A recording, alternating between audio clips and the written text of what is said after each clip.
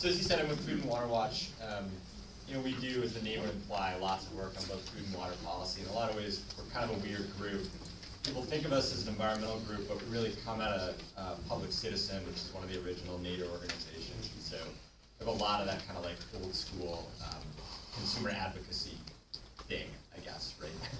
And so I'm here to talk a little bit about like how tangibly the TPP could affect this, right? How it screws up our food and water. And there's a number of sort of scary things. It's the kind of thing you wouldn't expect a trade deal to necessarily deal with. And I think it's because it's much bigger, as the other speakers have said, than your average trade deal, right? This is really a corporate power grab that goes kind of all the way through the entire economy, and really to the heart of like our own sovereignty. And so I want to start with food, so I'll try to be very brief. For years and years at Food and Water Watch and a bunch of other consumer groups, we fought off this idea of privatized meat inspection. Shockingly, there's a segment of us in the public interest world that don't want the companies that sell us the meat to also be in charge of inspecting it. This should be totally common sense. It's actually been an incredibly hard battle, particularly on chicken, and one that we're by no means necessarily going to win. But we fought it off for a long time. That could go out the window with TPP, largely because of this investor-state provision that other folks have talked about. This has actually happened in other places around the world, and shockingly, again, it hasn't worked out terribly well in Australia and New Zealand where they've tried it. The meat has gotten worse. There have been more illnesses. Sort of any way you measure it, again, it shouldn't surprise anybody. It works out quite well for the companies because you can produce meat even faster and sell it for even less and make even more money. So privatized meat inspection, a terrible idea and something that really could be threatened by TPP. The last speaker talked a lot about GMOs. People may know this. You should read the label. In America, though, if you read the label, it doesn't tell you whether it's GMO or not. We've fought for a long time and led a campaign here in New York this year to try to get GMO labeling. This is something that has a lot of momentum. Vermont passed it this year. Connecticut and Maine passed it, although with weird trigger clauses the year before. This is something that's time has come, and a number of states are going to pass this. It's on the ballot in Oregon and in Colorado this year. That stuff could go out the window as well for the same reason that the companies can sue us because they can't make as much money. It also goes right to the heart of what you were just talking about. So it's not just US laws, but actually we're behind much of the world. So not so much on the TPP, but on the other side of the transatlantic partnership, virtually all, and actually some of the Asian countries as well, Japan and others, already label GMO food.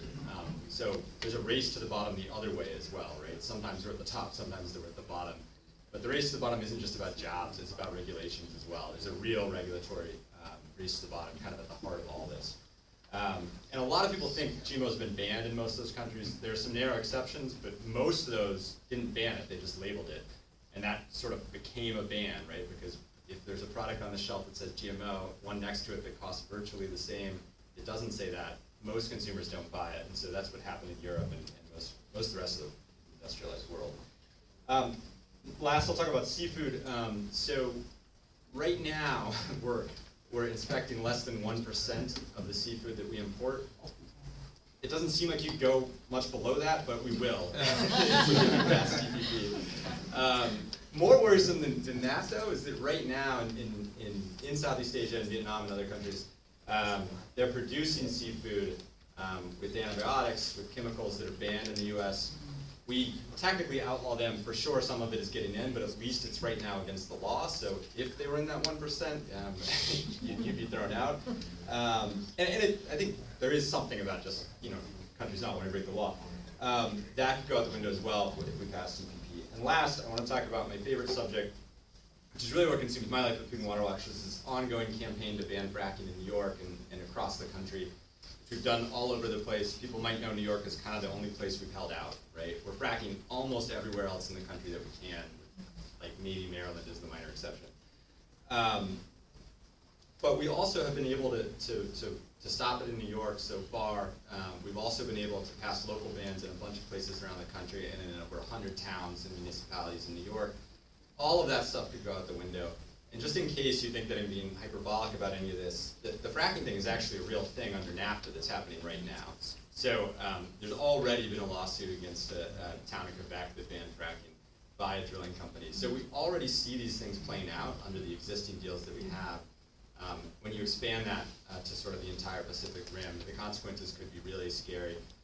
The other thing I'll say about fracking is it's not just about this ability to regulate ourselves or stop it. It's also about the market, right? When Japan joined the TPP, it made it about natural gas. Japan is by far the biggest importer of liquefied natural gas in the world. I don't know if a lot of people necessarily know this, but in the US, it's almost a closed market, actually. So we export almost none of our natural gas. Unsurprisingly, around the world, the price is much higher. So there's a huge glut in the US, in part because we're fracking away. In Europe, and especially in Asia, you can fetch 3-4 times as much, or as high a price, I mean. So if that happens, right, and they're trying to, right? They're trying to build an export facility off Long Island. They're trying to build it all along the West Coast. They're trying to build it in Cove Point in Maryland. There's like 16 of these things around the country. If that happens and we start exporting it around the world, and especially if we pass the TPP, it's going to get much harder to stop fracking, right? Because all these companies are going to be making way more money off every gallon of natural gas that you sell. And so that's going to be really terrifying. And we've already seen it playing out right now where you can stop the natural gas at times. When you try it with fracked oil, it's a lot harder, right? Because oil is much more expensive, much more lucrative, and our society is sort of more reliant on it in a way. So that's kind of all I have. What I'll say to close is that, you know, all that stuff sounds scary, and I think everything everybody said sounds scary. And what's odd about this, and I think also what makes it powerful, is that this deal is really something that screws everybody. I've done a lot of these talks, and there's people in the environmental world and the consumer world. I think Adam or somebody talked a little bit about the implication for drugs. The medical community hates this stuff. It really does kind of screw everybody. And so coming together, we've been able to stop it, right? A lot of folks were worried this would pass a year ago. A lot of folks were worried it would pass last fall. Even earlier. We've kept it out so far. We cannot let it happen in the lame duck. And what it takes is organizing, right? This organizing that we've done, that's the only thing that's stopped it so far. So we got to keep it going. That's all I got. All right.